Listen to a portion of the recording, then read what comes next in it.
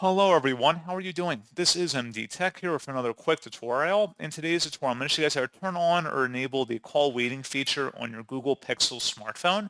So this should hopefully be a pretty straightforward process here, guys. And without further ado, let's go ahead and jump right into it.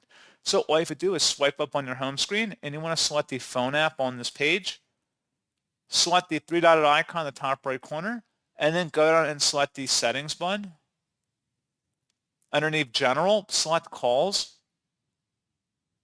and then select Additional Settings at the bottom.